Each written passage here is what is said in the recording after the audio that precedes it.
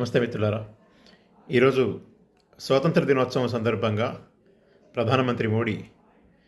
అసందర్భంగా RSS గురించి గొప్పగా కీర్తిస్తూ మాట్లాడాడు. ఆయన ఆర్ఎస్ఎస్ సభ్యుడైతే అయి ఉండొచ్చు. ఈ దేశ స్వతంత్రోద్యమంతో ఏమాత్రం సంబంధం లేని ఆర్ఎస్ఎస్ని ఒక్క పెద్ద నాయకుడు కూడా ఈ ఉద్యమంలో పాల్గొన్నటువంటి సంస్థని ఈ దేశ నిర్మాణంలో ప్రత్యేకించి తెలంగాణ రైతాంగ సాయుధ పోరాటం లాంటి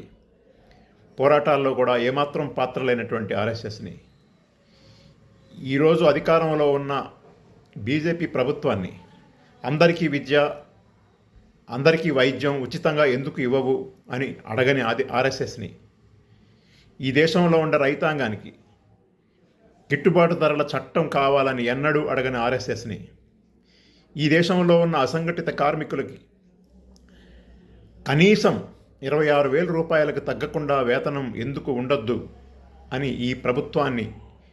ఆదేశించకుండా ఉన్న ఆర్ఎస్ఎస్, ఈ దేశంలో ఉండే రైతులందరికీ ఒక్కసారి రైతుల రుణ విముక్తి చేసే పద్ధతుల్లో యూపీఏ 1 హాయంలో లాగా దేశంలో ఉన్న రైతులందరికీ రుణమాఫీ చెయ్యవు, ఎందుకు చెయ్యమని ఈ ప్రభుత్వాన్ని ఆదేశించినటువంటి ఆర్ఎస్ఎస్, ఇలా ఎన్ని చూసుకున్నా